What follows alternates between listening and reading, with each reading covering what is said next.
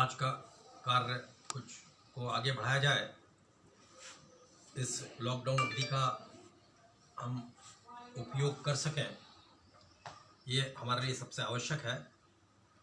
और हम कल तक पृष्ठीय क्षेत्रफल और आयतन के विषय में पढ़ चुके हैं, जिसमें हमने विभिन्न ठोसों के बारे में पढ़ा। और अब मैं आपको पढ़ाऊंगा आज स्टैटिस्टिक्स की 14.4 एक्सरसाइज। स्टैटिस्टिक्स 14.4 एक्सरसाइज 14.4 क्या क्या है इसमें? इसमें है मीन, मीडियन एंड मोड। पहला ही क्वेश्चन है, एक है मीन। सबसे पहले हम मीन समझें। मीन क्या है? पहले भी इस बात की चर्चा हो चुकी है कि एक व्यक्ति का घर पर नाम होता है, फिर स्कूल में नाम होता है, दोनों में कभी कभी अंतर रहता है। बिल्कुल यही स्थिति यहाँ है। मीन को हम पूर्व में ही पढ़ चुके हैं, जिसे हिंदी में हम औसत के नाम से जानते हैं और इंग्लिश में हम एवरेज के नाम से जानते हैं। AVERAGE, एवरेज और औसत। हिंदी इसका तो हिंदी ये हुई, माध्य ये तो इंग्लिश और हिंदी में हुआ, लेकिन इसका पूर्व नाम जिससे हम परिचित हैं इससे, वो है औसत, एवरेज। और क्या होता था एवरेज? अभी जैसे हम कोई एक हमारा रिजल्ट कार्ड मिलता है तो हमसे पूछते हैं तुम्हारा एवरेज नंबर कितने रहे, व्हाट इज योर एवरेज, आपका औसत कितना है, आपका माध्य कितना है अंकों का।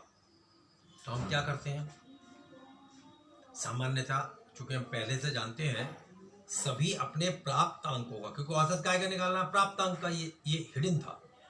औसत का मतलब प्राप्त अंकों का औसत। प्रश्न देखिए, प्रश्न में छुपा था कि आपका औसत कितना है, तो इसका मतलब हमारे अंकों के औसत की बात कर रहा है। तो ये प्राप्त अंकों के संदर्भ में ये अपने आप समझना पड़ा। और हमने क्या किया कि प्राप्त अंकों को हमने जोड़ दिया और जितने हमारे विषय थे उनसे हमने उसे भाग कर दिया, तो हमारे प्राप्त अंकों का औसत आ गया।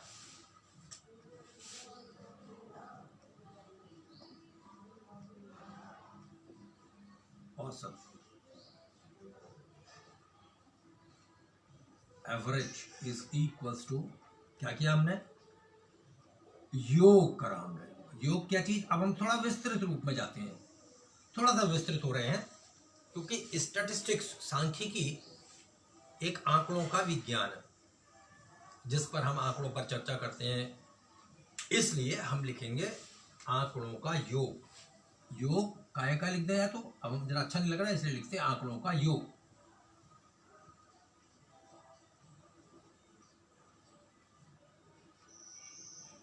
आंकड़ों का योग पूरा लिखते हैं तो अच्छा लगता है। सम ऑफ द डाटा, ये सब डाटा है हमारा। हमें हमारे जो नंबर है प्राप्तांक वो हमारे लिए डाटा बन चुके हैं। और जितने वो आंकड़े थे हमारे 5, 4 जो भी थे, तो बटे आंकड़ों की संख्या। थोड़ा सा आपका बस रूप मैंने इसका औसत का चेंज कर दिया है जरा सा, क्या कि औसत बराबर आंकड़े कर दिए विषय के बदले। समझने के लिए विषय थे 5 विषय, तो 5 से भाग किया था, 6 तो 6 से भी। इसका मतलब हमारे पास 6 आंकड़े थे, 6 हमने जोड़ दिए और 6 से भाग कर दिया, यही औसत था। और आज से इसका नाम हमारे स्टैटिस्टिक्स में, अंक गणित में इसका नाम यूं समझ लीजिए औसत, और स्टैटिस्टिक्स में इसका नाम, सांख्यिकी में इसका नाम है माध्य, ऐसा समझ लीजिए। चलिए, सांख्यिकी की जब बात करेंगे तो यह है माध्य। अंक गणित में इसे दोनों नामों से लिखा जा सकता है, वो माध्य भी कह सकता है और वो औसत भी। सामान्यतः स्टैटिस्टिक्स में इसको जरूर इस माध्य के नाम से जानते हैं। और हम चूंकि एक आंकड़ों का मतलब ये नहीं कि 5 ही होंगे, आंकड़े 5000 भी हो सकते हैं, तो उसके लिए हमने अभी पढ़ा नहीं। हम फिर उसको ग्रुप में ले जाते हैं, व्यवस्थित करते हैं, लेकिन निकालना सबका योग है। तो क्या हुआ, आंकड़ों के योग के लिए एक चिन्ह है समेशन, सिग्मा, समेशन कुछ भी बोलते हैं इसको, मतलब बजाय योग लिखने के हमने चिन्ह बना दें, तो इसका मतलब जिसके आगे चिन्ह लिखा है, मान लो कहीं लिखा समेशन पी, तो इसका मतलब पी का योग, पी जो कुछ भी चीज है उसका योग है ये। तो इसका मतलब थोड़ा सा और आगे बढ़ जाए तो हमको लिख सकते हैं समेशन, आंकड़ों को हमने कह दिया x बटे आंकड़ों की संख्या को हम नंबर इंग्लिश में लिखते हैं, इसलिए लिख दिया n। खुद ही बनाया सूत्र, कल तक जो हम पढ़ते थे औसत, उसका सूत्र बना दिया हमने सांख्यिकी के हिसाब से कि योग के लिए एक प्रतीक है, ये संकेत है। कहीं भी योग लिखना होगा तो हम इससे भी, इसका मतलब भी गणित की जब बात होगी तो सब समझ जाएंगे कि आपने योग की बात की है। कहेगा x हमने आंकड़े मान लिए, x आंकड़ों को x मान दिया, जो भी है, जो हमारे विषय थे प्राप्तांक उनको हमने x मान लिया। तो आंकड़ों को लिख दिया हमने x, तो ये हो गया आंकड़ों का योग बटे आंकड़ों की संख्या n, नंबर मीन्स संख्या। तो हमने ये इसको बना दिया, ये इसका प्रतीक रूप है और वो उसका शाब्दिक रूप है। हमने उनको शब्दों में लिखा है और इस संकेत में लिख दिया गया, ऐसा समझ लीजिए। दोनों एक ही चीज है, वो भी यूज कर सकते हैं, ये भी यूज कर सकते हैं, लेकिन जब हमको सांख्यिकी पढ़नी ही है तो हमको ये ज़्यादा आसान है। और इसमें जब हम कोई सूत्र लिखते हैं तो हम ये भी लिख सकते हैं कि ये क्या है, x, किसी ने y लिखा तो हम लिखेंगे जहाँ x आंकड़े का मान और n उनकी संख्या है, ऐसा भी लिख सकते हैं। और थोड़ा अभी आपने थोड़ा सा ही पढ़ा है, थोड़ा सा और आगे चले जाएंगे तो इन आंकड़ों को हम, आंकड़ों के योग को हम सिग्मा एफ फ्रीक्वेंसी, जब ग्रुप में जाएंगे, अभी जरूरत नहीं है, चलिए इतना ही रहने दीजिए। तो ये हमारा एक सूत्र बन गया। अगर कहीं भी हमको पूछा, उसने माध्य निकालिए, जैसा पहला प्रश्न था, इसमें 3 पार्ट थे, था मीन, मीडियन एंड मोड। तो मीन निकालने के लिए हम सब इनको जोड़ दें और फिर कहता है 10 मैचेस ऊपर दिए हैं, अन्यथा हम इनको गिनते, कितने हैं 10, तो अब हमको गिनने पड़ते। ऊपर लिख दिया प्रश्न में, इसलिए n इज गिवन। तो बस ऊपर का हमको टोटल करना है, वो क्या क्या है देख लेते हैं।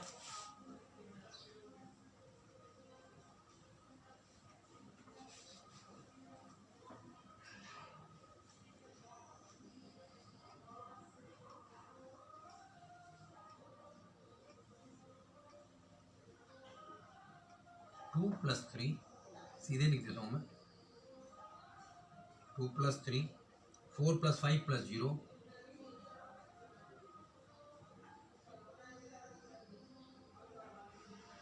133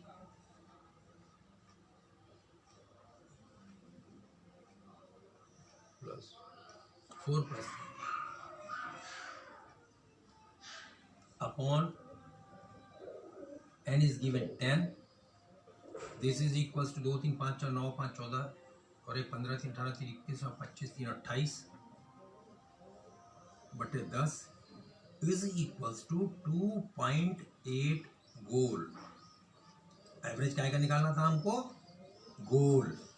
हमको अगर अंकों का योग निकालना हो, औसत निकालना होता तो हम लिखते इतने अंक।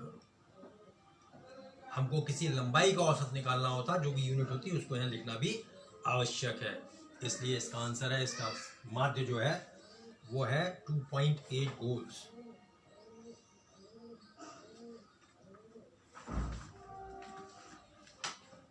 है भी नहीं इसमें उत्तर माला है, सही है। चलिए माध्य हम समझे। माध्य में एक सिंपल सा फार्मूला जो हमको याद करना है कि माध्य बराबर या मीन बराबर एक ही चीज,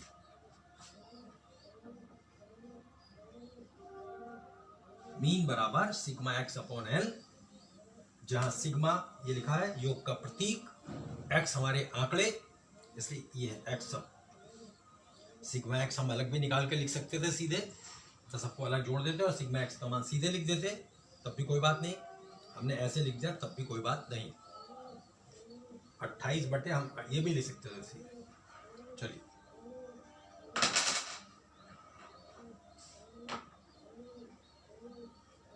चलिए हम निकालते हैं इसकी, पहले मेरे ख्याल से माध्य कर लेते हैं क्योंकि दूसरे में भी माध्य निकालना है। तीसरे में मीडियन, फिर मोड, मीन, ठीक है। तो पहले मीन निकाल लेते हैं। चलिए फिर वापस आएंगे पहले प्रश्न पर ही, क्योंकि अभी इसमें इन्होंने हमसे पूछा था मीडियन एंड मोड भी पूछा था, क्योंकि एक बार का अभ्यास कर लें पहले फिर उसके बाद। चलिए मीन निकालते हैं। अब आ गए हम क्वेश्चन नंबर, अब आ गए क्वेश्चन नंबर 2 पर। ये था क्वेश्चन नंबर 1, तो क्वेश्चन नंबर 2 पे आ गए। केवल क्या निकाल रहे हैं अभी? केवल माध्य निकाल रहे हैं, मीन निकाल रहे हैं अभी। कहते हैं in a mathematics test given to 15 students, इसका मतलब कितने लोग हो गए, एन कितना हो गया 15, और नहीं तो नीचे गिन लेंगे जो नंबर दिए गए ये भी 15 ही होंगे। इसका मतलब सबसे पहले हमने नोट किया ये फार्मूला कि mean is equal to sigma x upon n, और एन लिखे 15 नीचे, अलग लिख के भी नोट करके भी एन इज इक्वल टू 15 तभी लिखा जा सकता है। अब एन का टोटल देखिए, ये 41, 39 ऐसा लिखेंगे, 48, 52 जोड़ने का सवाल है, 46, 62, 54,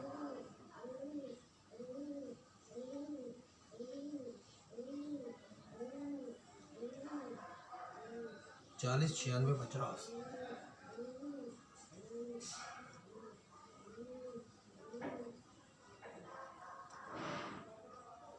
52, 52, it is 52, 40, 96, 52, 98, 40 ऊपर लिख देते हैं, कोई बात नहीं, सब जोड़ने हैं चाहे ऊपर लिखो या नीचे। 98, 40, 42, 52 एंड 60। अब इनको ऐड करना, देखिए कैसे करेंगे, लंबा बस ऐड करने का 15 डिजिट है ये, हाउ मच 50, इनको ऐड करना। देखिए 8 और 1 9, और 9 18, 8 26, 2 28, 34, 36, 40, 46, 2 48, 50, 2 52, 54, 2 और 2 4 और 2 6, 6 12, 4 16, 2 18, 6 24, और 10 34, और 10 44, 8 और 52, 2 ही आएगा। ऐसे लगे 5, यहाँ 5 लिख लिए ताकि गलती हो गई तो दोबारा चेक करने में मदद करेगा। 5 और 4 9, 9 18, और 4 22, 3 25, और 4 29, और 5 34, और 10 44, और 5 49, 50, 3 53, 9 62, और 5 67, और 4 71, और 5 76, और 6 82। अगर ये ठीक है तो इट मीन्स 8 2 2। अब हमें प्रश्न हो गया डिवीजन का, 15 से भाग करा, 15 पंजे 75, बाकी बच्चे 7, 15 चौका 60, बाकी बच्चे 12, दशम लगाया, 15 अट्ठे 120। देखते हैं आंसर सही है या गलत।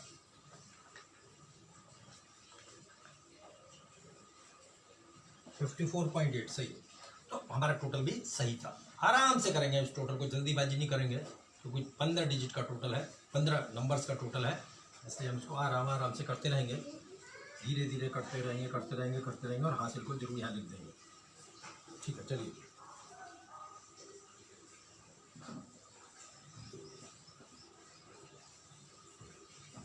कितना 54 पॉइंट कितना आया था 8,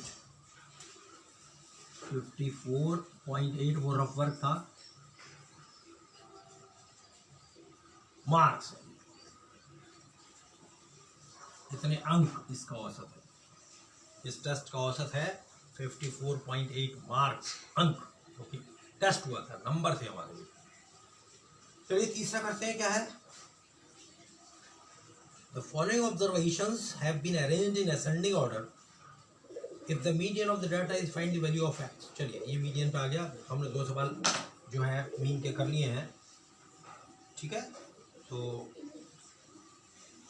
एक और मीन का सवाल है, क्वेश्चन नंबर 5, ये भी समझा देते हैं, एक ही बार में एक तरह का काम करते रहेंगे तो थोड़ा आसान रहेगा।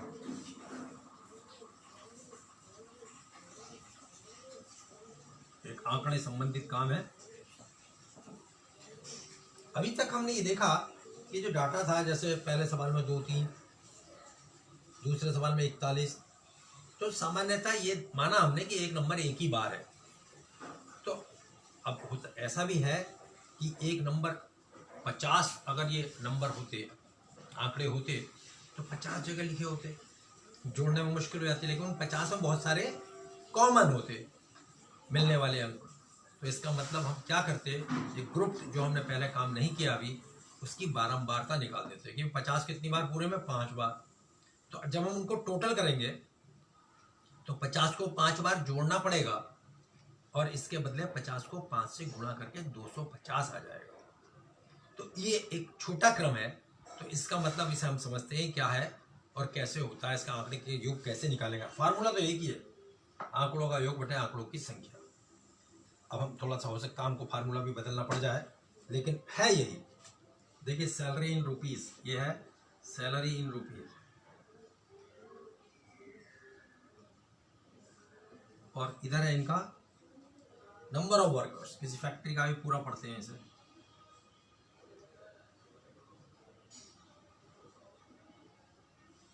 सुंदर सी एक टेबल आपको दी गई है, ऐसा है, लिखा है find the mean salary of 60 workers of A factory from the following table. ये एक टेबल है, इसमें 50 लोग 60 लोग काम करते हैं, तो उनकी सैलरी दी गई है। किसी को 2000 मिल रहा है, किसी को 10,000 मिल रहा है, किसी को 5,000 मिल रहे हैं। तो उनके आगे उनकी संख्या दी गई है कि जैसे मान लीजिए 3,000, 4,000, 5,000, 6,000, 7,000, 8,000, 9,000, 10,000, 3,000, 4,000, 5,000, 6,000,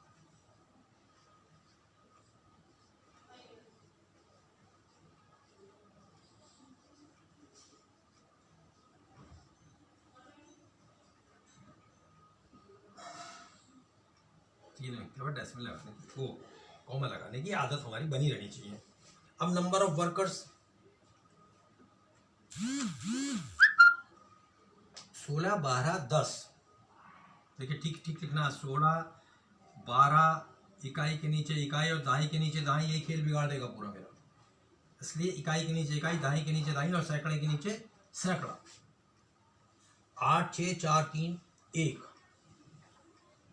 8, 6, 4, 3, 1, और इन्होंने दिया है 60 वर्कर्स।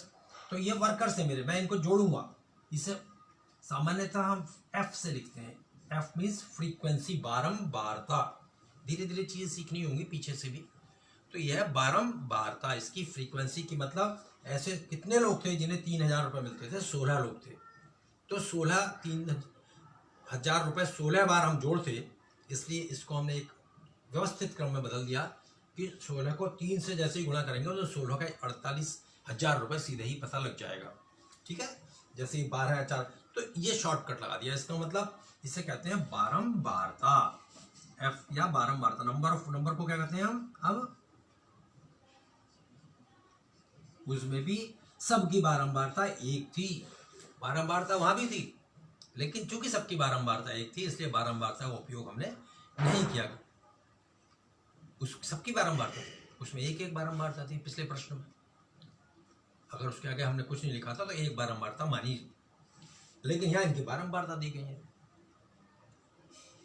इसलिए हमने लिख लिया कि बारंबारता या फ्रीक्वेंसी, इसका एक ही सिंबल है, स्मॉल एफ, कैपिटल एफ, कुछ भी ये हो गया। अब हम इसे चेक करके देखते हैं, इसलिए इसका टोटल निकालना है। तो टोटल के लिए हम निकालते हैं सिग्मा, और काय का टोटल है एफ का, इसलिए लिखा सिग्मा एफ बराबर। अब इसे जोड़ रहे हैं, जोड़ने की जरूरत नहीं थी, लेकिन कहीं अगर हमने मान लो गलती से कोई फिगर गलत उतार दी तो प्रश्न ही गलत हो जाएगा, आते हुए भी गलत हो जाएगा।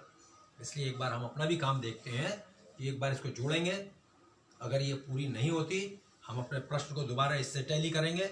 अगर फिर भी सही है, इसका मतलब हमारा जोड़ सही है, इसमें कुछ ऊपर और नीचे में गलती है। ऐसा होगा नहीं, लेकिन हम अपनी गलती पहले मानेंगे, हमारी गलती है, इसलिए जोड़ के देखेंगे। 6 और 2 8 और 8 16 और 10 26 3 29 और 1 30 3 और 3 6। सही है भाई, सही उतारा। और अच्छा बनाने के लिए ऐसे करके बंद कर दिया, टेबल बना दिया। अब देखिए मुझे चाहिए आंकड़ों का योग। आंकड़ों का योग कहाँ से आएगा कि पहले भाई इसको इससे गुणा करो तो ये वाले आए, इसको इससे गुणा करो तो ये आएंगे, इससे गुणा करूँगा तो ये करेंगे। और मैंने जो आंकड़े होते हैं उसको हम सामान्यतः एक्स से नाप लेते हैं। कैसे नापते हैं? एक्स। ठीक है, इसे मानते हैं आंकड़ों को एक्स और फ्रीक्वेंसी को एफ। तो इसका मतलब एक तरह से जो हम टोटल सैलरी उस फैक्ट्री की निकालने जा रहे हैं, तो हम इन सबको मल्टीप्लाई करके एक बार जोड़ेंगे इनको, तब पूरी सैलरी मिल जाएगी हमको। क्योंकि इन लोगों को इतने रुपए, इसको इतने, सब मिला के कितने रुपए 60 लोगों को हमने दिए, इसके लिए हमें इससे मल्टीप्लाई करना होगा। चलिए, तो इसको हम लिख दें x इंटू एफ, ये f इसी में रहेगा, और ये लिख दें x इंटू एफ या f इंटू एक्स। एक कॉलम बनाना पड़ेगा, मैं लिखता हूँ। समझ रहे हैं? पहले क्या था, जिस आंकड़ों को हमने x और फ्रीक्वेंसी को f, फ्रीक्वेंसी से f ले लिया, उसका पहले वाला सिंबल बारंबारता। इसका मतलब उस फैक्ट्री में 16 लोग ऐसे थे जिन्हें 3000 रुपये मिलते थे। इसका मतलब हम उनको 48,000 सैलरी देते थे। 16 3 48, फिर थे 12 चौक 48, ये भी 48,000 रुपये इनको भी मिलते थे।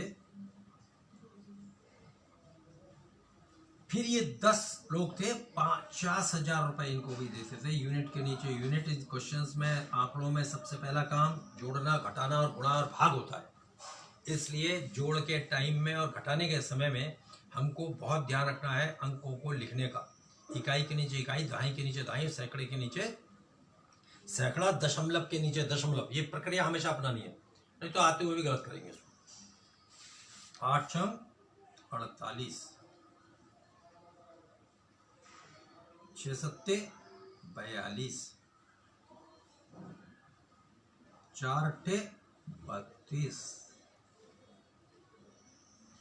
3 9 27 और 10 कम 10। देखिए कितना जोड़ने में आसान लगेगा।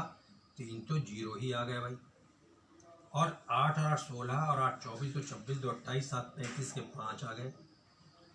3 हासिल हो गया है, लिख लिया छोटा सा 3। 3 4 7 और 4 11 और 5 16 और 4 20, 4 24, 3 27, 2 29 और 1 30। है क्या चीज ये? हमने किसका टोटल किया है? एफ एक्स का। इसलिए इसको हम लिखते हैं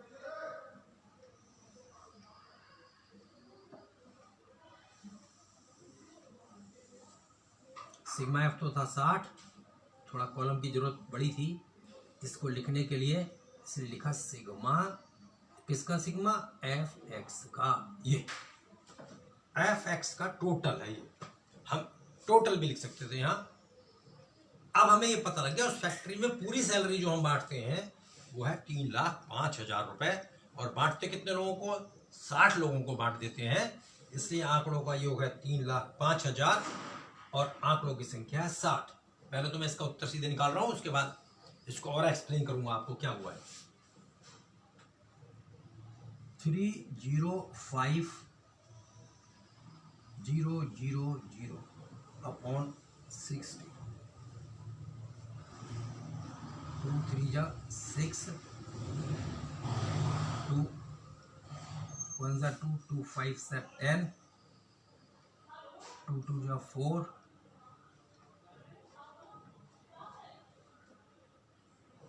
तो इसका मतलब पॉइंट में इसका आंसर है। देखते हैं हमारी कोई गुणा में गलत है, 1 मिनट चेक कर लेते हैं। 1 मिनट।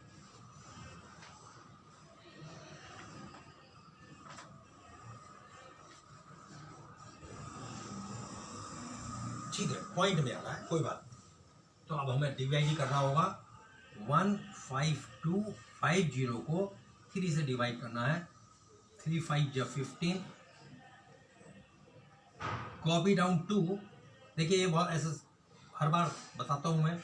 अब जैसे ही कॉपी डाउन 2 हो चुका है और ये इससे छोटा रह गया, अभी भी जा नहीं रहा, इसलिए सबसे पहले ऊपर एक जीरो जरूर लगाना है, तभी जो है 5 आ पाएगा। और 3 8 जा 24 और 3 3 जा 9 और ये 1 बन गया। इसका मतलब 3 3 आता रहेगा। इसका मतलब ये आ गया रुपीज़। आंसर रुपीज़ में सैलरी एवरेज निकालना था 5083.33। ये इसका आंसर हो गया। उस फैक्ट्री की औसत वेतन है 5083.33। 5083.33। बिल्कुल वही चीज लगा थी हमने। आंकड़ों का योग आ चुका सबका। हमने ये तो बताया था 16 लोगों को 3000 रुपये देते थे। अगर हम 16 जगह लिखा होता तो उसका टोटल निकालते 48,000।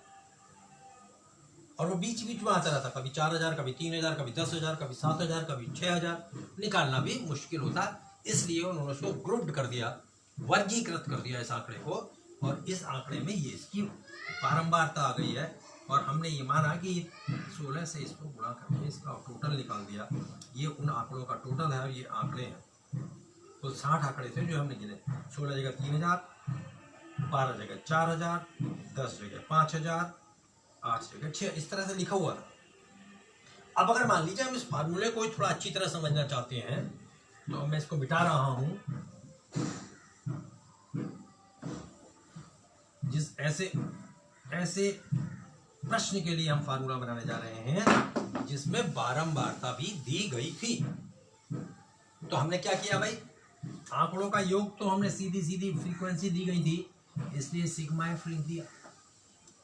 इनका टोटल है, देखिए एफ का टोटल है। और ऊपर लिख दिया सिग्मा एफ एक्स। ये एफ एक्स का टोटल ऊपर और नीचे एक्स। ये नया फार्मूला बन गया जो वर्गीकृत आंकड़ों पर लागू होगा, जिनकी बारंबारता दी गई होगी और आंकड़े दिए गए होंगे। तो थोड़ा सा फार्मूला ही बदल दिया। हम निकाल इससे भी देंगे, कोई दिक्कत नहीं।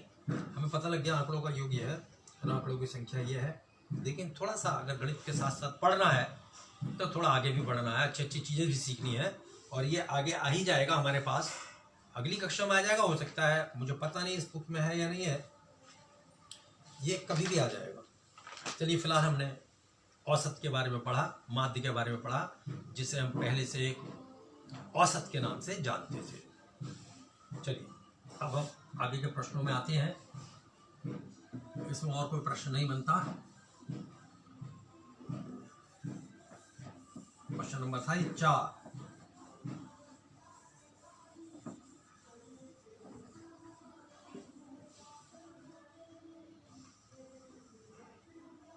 क्वेश्चन नंबर 1 पे वापस।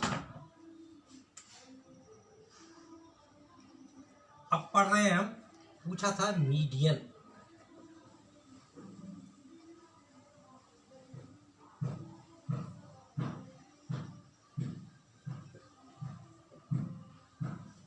माध्यिका कहते हैं इसे।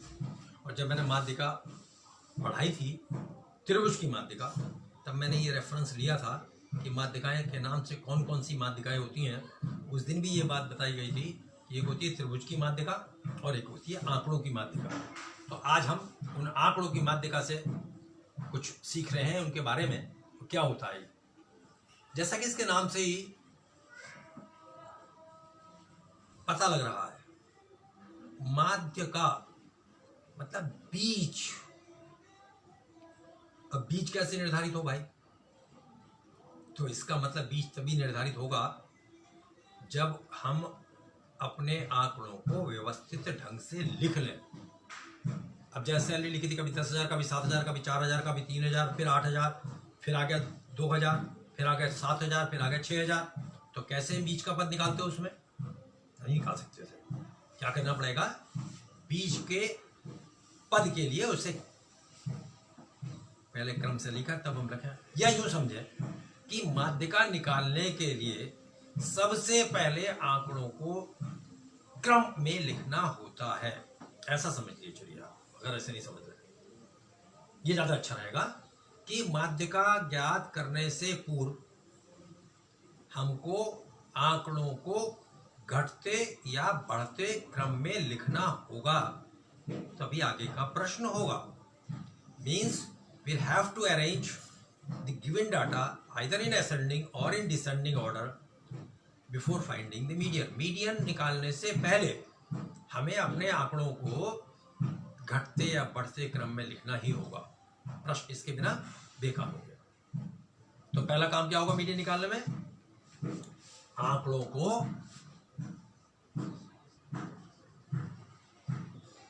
प्रश्न शुरू करने से पहले की पंक्ति है, आंकड़ों को, ये हमारे ऊपर रहेगा, घटते या बढ़ते क्रम में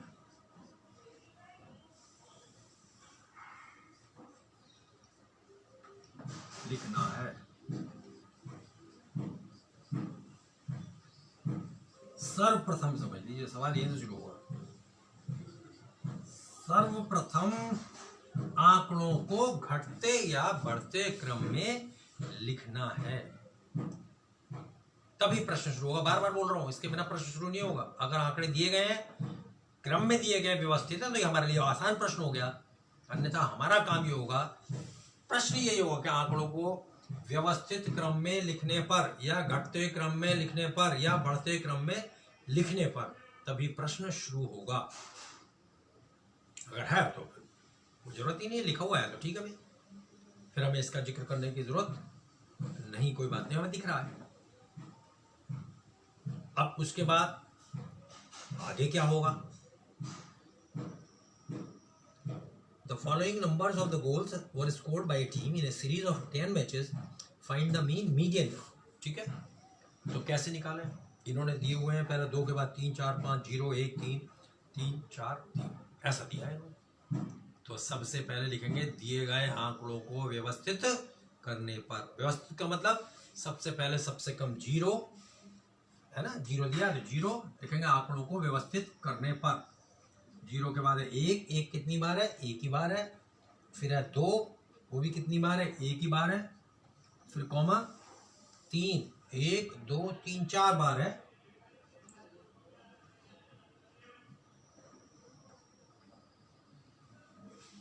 और उसके बाद 4 2 बार है। और फिर अंत में है 5। अब हम इन्हें गिनेंगे 1 2 3 4 5 6 7 8 9 10। और अच्छा हो अगर आप एक बार इससे दोबारा फिर से टैली कर लें। चलिए कोई बात नहीं। अब हम माध्य का कैसे ज्ञात करें, माध्य का मीन्स बीच वाले आंकड़े का मान। अब बीच वाला आंकड़ा कौन सा है, देखिए मध्य, middle term, value of the middle term.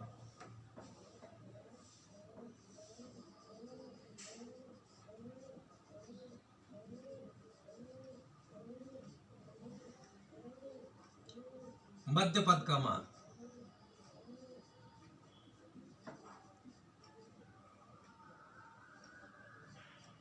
अब मध्य पद कौन सा होगा, कितने पद हैं इसमें, मध्य पद ज्ञात करते हैं। चलिए, एक ये छोड़ा और एक ये छोड़ दिया, एक इधर से छोड़ा एक इधर से छोड़ा, एक इधर से छोड़ा एक इधर से छोड़ा, एक इधर से छोड़ा एक इधर से छोड़ा, और अब कोई भी मध्य पद इसमें नहीं है।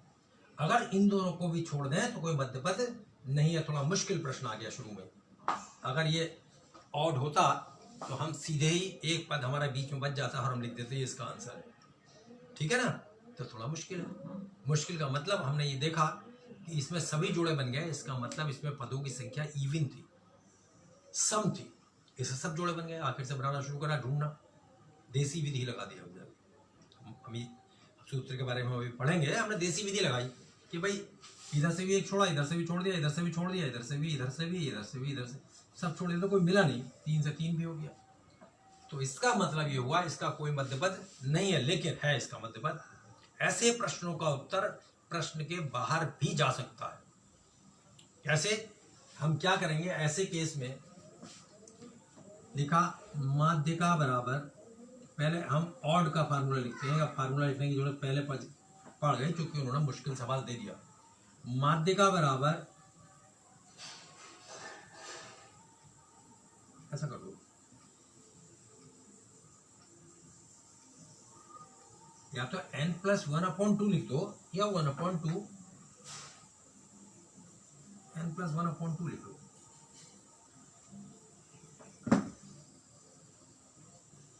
अब n थे इसमें 10 और 11/2 5.5। इसका मतलब 1 2 3 4 5, और आगे का आधा। तो अभी मैं इसके बारे में भी सिखाऊंगा। ये मान लिया गया कि ये ऑड होते हैं, मान लो 9 होता है ये, तो अभी होता 9 + 1 10/2 बराबर 5वां पद। देखिए क्या लिख रहा है, माध्य का बराबर n/2 वां पद का मान, ये वैल्यू ऑफ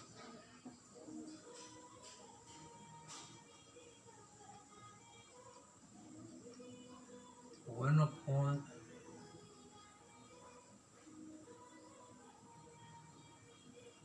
टर्म, ये इसके टर्म है सब, या डाटा टर्म। इसमें कितने टर्म है, 10 टर्म है। तो ये किसके लिए मैंने बताया, अब आप समझिए, 9 के लिए बताया था। मतलब ये माध्यिका का सूत्र हो गया, जब n बराबर, n क्या हो, बराबर नहीं, n या पदों की संख्या, आंकड़ों की संख्या एक विषम संख्या हो। क्या हो, विषम संख्या हो भाई। क्या मतलब, when n is odd, when n is odd। अब ये है इवन, जैसे शुरू में मुश्किल सवाल दे दिया हम, अगर ऑड समझाते थे तो इवन समझ जाते। चलिए कोई बात नहीं। तो ये है काय का, ऑड के लिए। अब ऑड लगा दें तो हमारा इवन, तो हमारा ये वाला सूत्र इस पे नहीं लगेगा। हमें दूसरा सूत्र अब आगे देखना है, वो मैं समझा रहा हूं। सबसे पहले ये विषम का याद करिए कि अगर n विषम हो, 9 होते तो 9 + 1 10/2, 5वां पद गिन देते यहाँ से, 1 2 3 4 5, कितना आंसर है, 3। देखिए अगर मान लीजिए ये 5 ना होता, सपोज, अभी मैं दोबारा लिखूंगा इसको, ऐसा होता तो ये 9 रह गए, 1 2 3 4 5 6 7 8 9। तो ये अब ऑड हो गया, देखिए, और ऑड हो गया तो 9 + 1 10/2 बराबर 5वां पद का मान। 5वां पद, पहला पद, दूसरा पद, तीसरा पद, चौथा पद और 5वां पद आंख मीच के, आंख मीच कर लिख दीजिए बस, हो गया। अब मान लीजिए आप कहेंगे जी हमने तो इसे उल्टा लगाया होता, तब भी गिनते हैं। अगर पहले इधर से लिखा 4 4 3 3, तो भी देख लीजिए 1 2 3 4 5। अगर हमने क्रम से इसे लगाया है तो चाहे अंत से लिखें, छोटे से बड़े में लिखें, बड़े से छोटे में लिखें, उत्तर यही आएगा, 5वां पद। जब n क्या था, ऑड था। आसान सवाल ऑड का होता है। अब इवन क्या करना है, इवन की बात करनी है। इवन में देखिए आप क्या देख रहे हैं, यहाँ पर 5 लिख देते हैं, यहाँ मध्य में 2 ही पद आ गए और कोई पद बचा नहीं। इसका मतलब इन दोनों का औसत निकालना है हमको। मैंने पहले भी बोला था ये आंकड़ों के बाहर भी जा सकता है। औसत, मान लो 1 5 और 1 6 होता तो 5 और 6 11/2, 5.5 उत्तर होता, जो इस आंकड़े में नहीं होता। 5 होता, 6 होता, हमारा 5.5, तो ये भी हमको ज्ञात होना चाहिए। तो अब हम लिखते हैं, जब आंकड़ों की संख्या सम हो, n कैसा हो, एक सम संख्या। दूसरा सूत्र लिखने जा रहे हैं, जब n एक सम संख्या हो। चलिए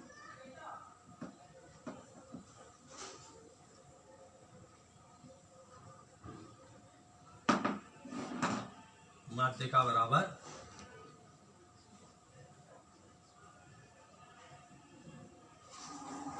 देखिए मैंने कहा था औसत निकालना है। कितने पदों का औसत निकालना है, 2। इसका मतलब 2 से उस योग को भाग करना है। तो 1/2 तो भैया ऐसे लिख लो बाहर। ये कौन सा पद है इसका, n/2 पद है इसका, 10/2 5वां पद है। तो लिखेंगे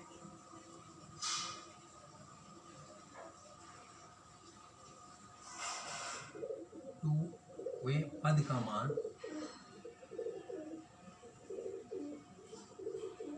प्लस अगला वाला पद, वो कौन सा है, n+1/2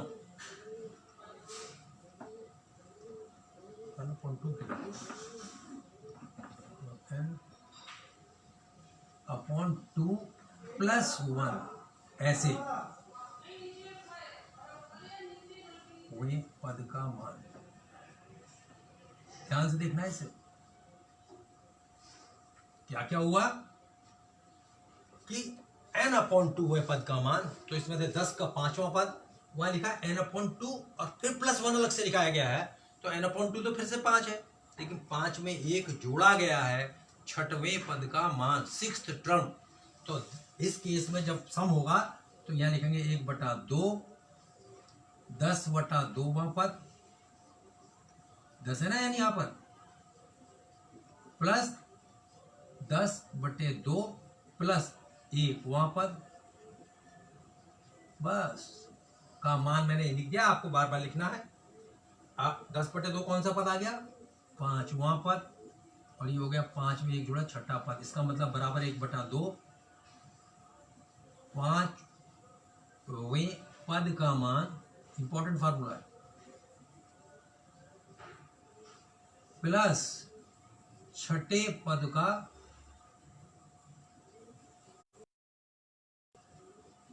छठवें लिख दिए, छठवें पद का मान, बस प्रश्न खत्म। अब यहां लिखते हैं 1/2 बाहर लिखा, 5वां पद देखा, 1 2 3 4 5 3, 1 2 3 4 5 छठा पद देखा,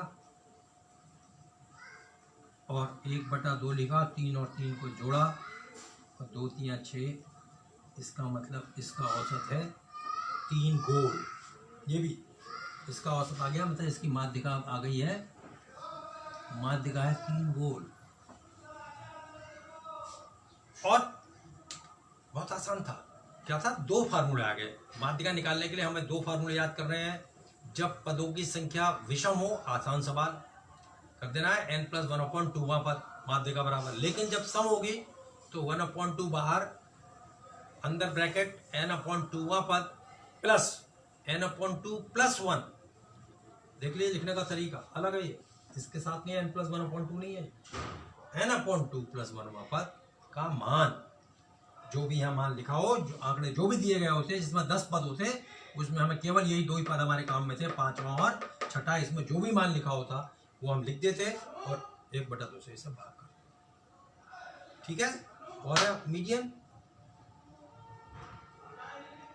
चलिए ये भी मीडियन है, उसकी भी मीडियन निकालनी है, तो इसे क्रम से लिखना होगा। सवाल नंबर 2 मीडियन का सवाल लिखते हैं, चलिए इसका भी, लेकिन ये सर्वप्रथम आंकड़ों को घटते या बढ़ते क्रम में लिखना है, यहां से तो प्रश्न शुरू होगा, तो इसलिए हमारा काम ये है कि सबसे पहले इनको घटते या बढ़ते क्रम में लिखें।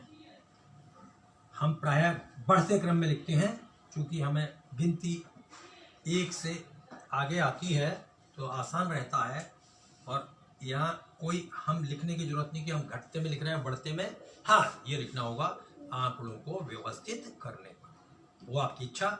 अगर आप ऐसा भी लिख सकते हैं कि घटते क्रम में लिखने पर बढ़ते में बाध्यता नहीं है, लेकिन बताना भी जरूरी नहीं है, व्यवस्थित लिखने का मतलब यह है कि हम इसे खुद ही, नहीं तो प्रश्न नहीं निकलेगा। अब देखिए आते हैं, सबसे पहला है इसमें 39 दिख रहा है मुझे, 39 40 41, 39 दिखा पहली बार, फिर दिखा 40 शायद 2 बार है, और 41 है, देखते हैं पहले चेक कर लेते हैं। 39 हो गया, 40 2 बार लिखा है, ठीक है, और 39 भी एक बार था, 41 एक बार है, 42 भी एक बार है, 42 के बाद देखना है 48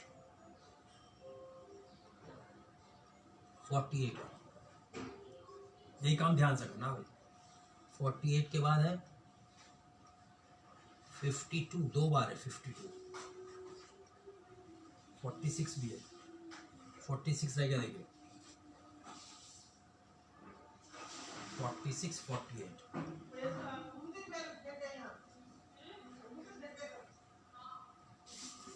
52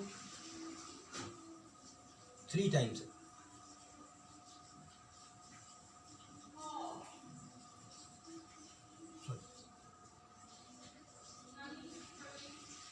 52 52 के बाद 54,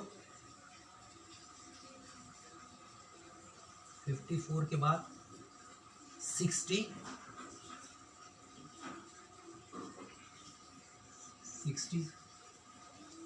60 के बाद 62, 96, 98, 62, 96, 98 देखते हैं। 1 2 3 4 5 6 7 8 9 10 11 12 13 14 15। Okay, we have copy down all the 15 items. अब इस पे n equals to 15 median find करना है। लिखेंगे क्योंकि n विषम है इसलिए माध्य का बराबर या मीडियन बराबर n प्लस 1/2 हुआ। वे पद का मान खत्म हो गया। प्रश्न निकल गया, आसान था, पहले ही आना चाहिए था। इस पुस्तक में बहुत जगह ये कमी है। होता क्या है कि जब हमको कोई ऐसी चीज कॉम्प्लिकेटेड मिलने लगा, बहुत सारे ऐसे मैं बार बार बोलता रहा हूँ इस पुस्तक के बारे में भी, तो हिम्मत टूट जाती है। वो पहले इतना बड़ा प्रश्न दे दिया, पहले ये दे देते, बाद में हमसे उसको पूछते तो हम पहले तैयार हो जाते कि एक सवाल हमको आ गया भाई, अब ऑड के लिए हम निकाल सकते हैं। उसमें पहले ही इवन दे दिया जो थोड़ा मुश्किल था, जिसमें रुचि हमारी थोड़ा कम होती है। कोई बात नहीं। तो n बराबर है यहाँ 15, पद का मान बराबर 16/2 रह गया 8। वे पद का मान 8वां पद गिन दीजिए आप कौन सा है। 1 2 3 4 5 6 7 8। It is 52। Either it is 52। अब इधर से गिन लीजिए।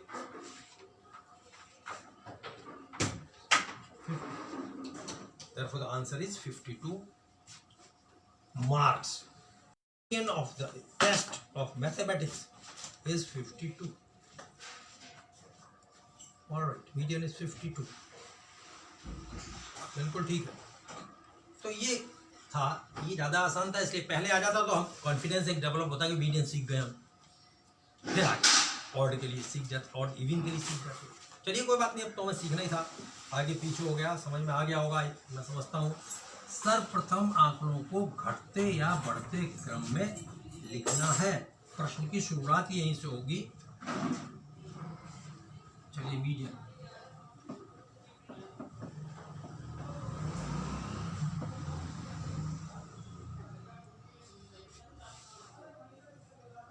क्वेश्चन नंबर 3 तो मीडियन ही निकालनी है।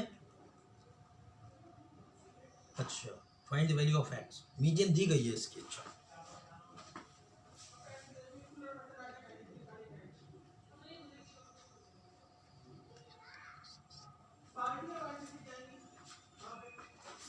We have to find the median in this question. हम बस केवल मीडियन ही निकालनी थी। चलिए क्या है, नहीं median is given the median, ठीक है करते हैं। पहले तो क्या करना है, जब मीडियन फाइंड करनी है तो फर्स्ट ऑफ ऑल हमको तो इधर असेंडिंग और डिसेंडिंग ऑर्डर में मैनेज करना ही है, हमको व्यवस्थित करना ही है। देखते हैं सबसे छोटी कहाँ से शुरू हुई इसमें। अच्छा, लिखा है इन्होंने, the following observations have been arranged in ascending order. अगर ये मेंशन नहीं होता तो we can not find the answer of this question, क्योंकि हम एक्स को कहाँ एडजस्ट करेंगे ये हमें पता नहीं होता। इसलिए ये अरेंज्ड है, ये माना गया, ये दिया गया है प्रश्न में कि जो भी है क्रम में लगे हुए हैं। और क्रम में क्या है, हमको ये भी बताया गया कि बढ़ते क्रम में लगे गए, कोई बात नहीं। तो इसलिए एक तो ये हो गया कि हमको क्रम में नहीं लगाना, और लगा भी नहीं सकते हम इसमें, क्योंकि मैंने जैसी, मैं तो पढ़ता हूँ आपकी तरह प्रश्न पढ़ता हूँ, फिर मैं उसको करता हूँ। तो इसमें जैसे ही पता लगा कि ये, मैंने एक्स देखने लगा, मैंने कहा इसको व्यवस्थित कहाँ करूँगा मैं, तो इसलिए मैंने देखा, प्रश्न को दोबारा पढ़ा कि मीडियन इसमें दी गई है और अरेंज है इन, लिखा है इन्होंने, have been arranged in ascending order. अगर ऐसा नहीं लिखा होता तो इस प्रश्न को हल करना ही असंभव हो जाता। चलिए लिखते हैं 29, 32,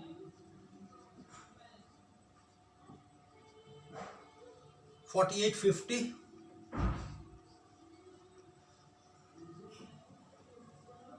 x एंड x + 2। देखिए एक सावधानी, जैसे ही एक से ज्यादा पद आएगा हमें तुरंत ब्रैकेट में लिखना है, ये है x+2, use the bracket, x+2 लिखेंगे हम। 72, 48, 84, 95,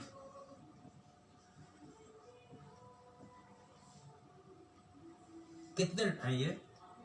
1 2 3 4 5 6 7 8 9 10। The number of terms is 10, n is equals to 10 and n is even and सम संख्या है, इसमें सम संख्या आ गई है। इसका मतलब ये हुआ कि हमको कौन सा फार्मूला लगाना है? दूसरा वाला, मुश्किल वाला, कोई बात नहीं। तो हम लिखते हैं माध्य का बराबर 1/2 n/2 वे पद का मान, value of n/2x term, plus, सावधान होना यहां पर, n/2 + 1, ऐसा लिखना है, वे पद का मान।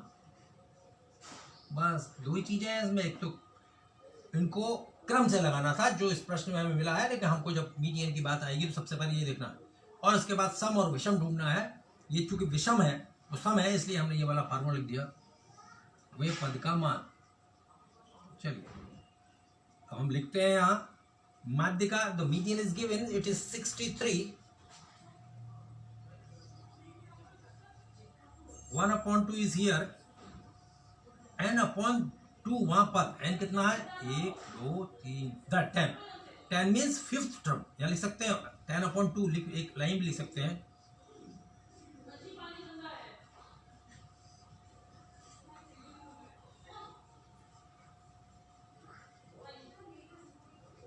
Value of fifth term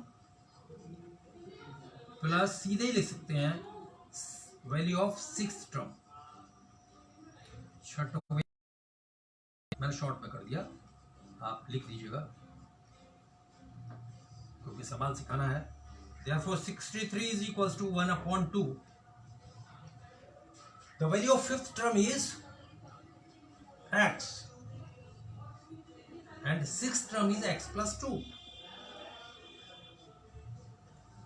Now it has become an equation. अब ये एक समीकरण का रूप ले गई है, जो कि उन्होंने वैल्यू भी x की पूछी थी, इसलिए अभी एक इक्वेशन है, इसको हमको हल करना है। और इक्वेशन हल करने के लिए इक्वेशन के नियम लगाने होंगे। हम सजातीय पदों को जोड़ेंगे, पहले तो 2 को एडजस्ट करते हैं। सबसे पहले क्या करते हैं, 2 इधर क्या कर रहा है? भाग, इसलिए इधर करेगा गुणा, तो लिखेंगे और या लिखेंगे हिंदी में 63 × 2 इज इक्वल्स टू, x में x ऐड करेंगे तो इट विल 2x और +2। 9 यह लिखेंगे, और एक मैं हिंदी इंग्लिश दोनों में लिख देता हूँ, 2 3 जा 6 और 2 6 जा 12 is equals to 2x + 2। Now will shift 2, क्योंकि x is already in plus, हमें इसको कभी नहीं छूना। रोज बताता हूँ ये चीज, अगर जिस वेरिएबल की वैल्यू फाइंड करनी हो और वो प्लस में है और लिखी गई है तो उसको हम विल नॉट डिस्टर्ब इट। तो हम डिस्टर्ब ही करने जा रहे थे, इसलिए इसको कुछ नहीं करेंगे। 2 को इधर लाएंगे तो या 126 - 2 विल इक्वल्स टू 2x। अब वी विल एक्सचेंज, या लिखेंगे और 2x, अब कोई साइन चेंज नहीं होगा क्योंकि हम दोनों को एक्सचेंज कर रहे हैं, एक टर्म है, सिंगल टर्म रह गया। 2x इज इक्वल्स टू, और लिख दिया, सब क्लियर है एकदम। तो 6 में से 2 गया 4, 124। Therefore x is equals to 124. 2 is multiplying x and 2 will divide it. 2 6 is 12, 2 2 is 4. The value of x is 62. Answer.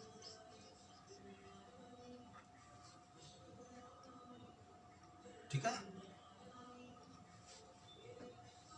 देख लीजिए 62 + 64 / 2 इज 63। आंसर चेक हो गया, इसका मतलब ये बिल्कुल ठीक आंसर है, यहीं से चेक हो गया था। यहाँ भी देख लेते हैं, ठीक, x = 62 बिल्कुल ठीक है आपका 62। भाई इतने ही क्वेश्चंस थे इसमें, हमने सभी, अच्छा मोड इज दिया, मोड और फाइंड करना। तीसरी चीज है मीडियन के बाद मोड। मोड में ज्यादा कुछ नहीं होता, मीडियन ही हमको ज़्यादा ध्यान रखना होता है, क्योंकि इसमें एक तो 2 फार्मूले लग जाते हैं और हमें इनको आइदर इन असेंडिंग और डिसेंडिंग ऑर्डर में भी लिखना होता है, इसलिए मीडियन में थोड़ा ज़्यादा कॉशियस रहते हैं हम। चलिए हम मोड देखते हैं।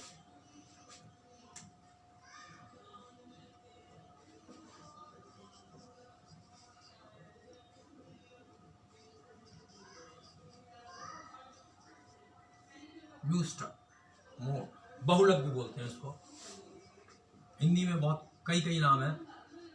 बहुलक, हाई, हिंदी में कई नाम दिए गए हैं, लेकिन इंग्लिश में हमारा एक ही नाम रहता है, इसलिए आसान हमको इंग्लिश में ही पड़ता है। बहुलक, न्यूस्टर, ठीक है, कोई बात नहीं।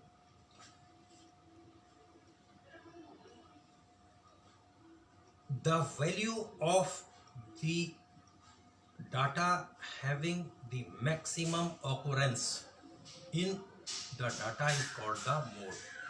आंकड़ों में सर्वाधिक बार आए आंकड़े को हम बहुलक कहते हैं। मतलब कि जिस आंकड़े की बारंबारता या फ्रीक्वेंसी सबसे ज़्यादा होती है, उसको हम उस आंकड़े का बहुलक कहते हैं।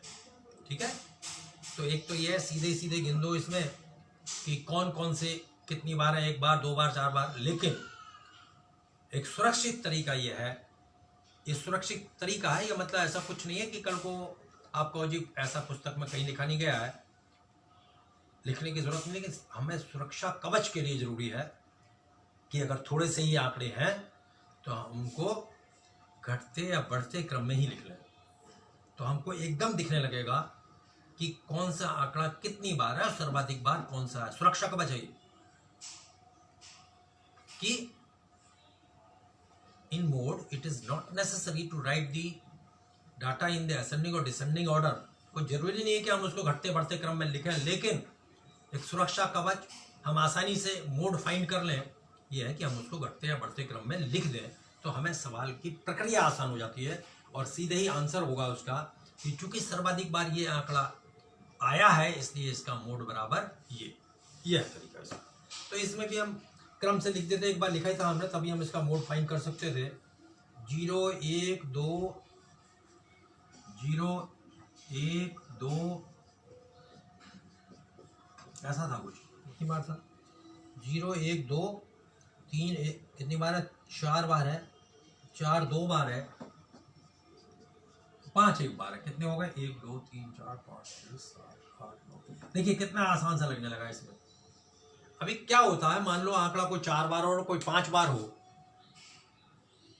तो हमें कंफ्यूजन में भी रह सकते हैं, इसलिए व्यवस्थित तरीका, ये मेरी राय है, इस पुस्तक में कहीं नहीं लिखा गया, इसको निकालने में भी ऐसा कहीं नहीं दिया गया, लेकिन अच्छा है कि हम उनको क्रमिक लिख दें, तो हमको साफ दिखने लगा कि सबसे ज्यादा बार 3 आया, इसलिए इसका जो बहुलक है दैट इज 3, है ना। इसलिए हम इसे लिख सकते हैं कि व्यवस्थित लिखने पर हमें तुरंत दिखने लगेगा, और नहीं तो हम कंफ्यूज रह सकते हैं, कोई 3 बार आया 4 बार कंफ्यूज कर गया, गलत लिख दिया, इसमें कोई गलती का चांसेस नहीं। इसलिए ये हमारा सुरक्षा कवच है कि हम इनको क्रम से लिख लें और फिर बता दें में सबसे ज़्यादा बार ये आया। इसका आंसर यही है कि डाटा 3 या 3 have the maximum frequency 4, therefore the mode of the group, mode of the data is 3। ये इस आंकड़े का बहुलक 3 है, चूंकि वो सर्वाधिक बार आया है। बस इतना इसका आंसर है।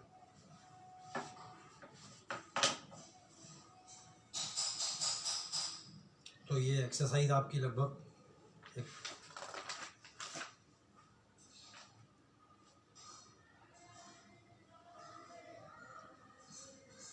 चलिए, न्यूमेरिक कितना ही था इसमें। अब कल को ये अंतिम चैप्टर है इसका, it is about the probability. Probability कल हम पढ़ेंगे इसमें, कल हम इस पुस्तक का अंतिम पाठ प्रोबेबिलिटी पढ़ेंगे। और जब कभी मेरे पास स्केल और प्रोटेक्टर और एक कंपास प्रकार मुझे मिल जाएगी, अभी कोशिश करूंगा 1-2 दिन में, तो मैं आपको जो इसका रचनात्मक काम रह गया ज्योमेट्री का, या जहाँ इन चीज़ों की जैसे एक ग्राफ का रह गया है, ये तब मैं आपको समझाऊंगा। और इसके बाद कक्षा 10 की एनसीईआरटी की किताब शुरू होगी जैसे ये खत्म होगा। परहैप्स ये कल खत्म हो जाएगा, तो परसों या उसके एक दिन बाद ये लॉकडाउन का हमने फ़ायदा उठाया है। ये प्रयास किया है कि जिन लोगों को मैथ्स बहुत मुश्किल लगती है उन्हें आसान की जाए। और आप देख लीजिए कि 27 मार्च से ही शुरू किया गया था और ये पुस्तक लगभग इतनी ज़रूर हो गई है कि हर व्यक्ति इसमें इस पूरे किताब में से 80 मार्क्स 100 में से ला सकता है आज भी। और जो 20 मार्क्स मैं मान रहा हूँ उसके लिए हमें ज्योमेट्रिकल इक्विपमेंट्स की यूज़ करनी होगी, देखना होगा, वो बाद में करेंगे। तो मेरी इसी इच्छा और भावनाओं के साथ कि जो लोग भी इस वीडियो को देख रहे हैं वो अगर स्टूडेंट है तो इससे कुछ लाभ ले। अभिभावक और गुरुजनों से बार बार मेरा रोज़ आग्रह रहता है कि अगर ऐसे व्यक्तियों तक जिनको इसकी आवश्यकता है आप पहुंचा सकें तो आपका मेरे पास बहुत उपकार होगा। धन्यवाद।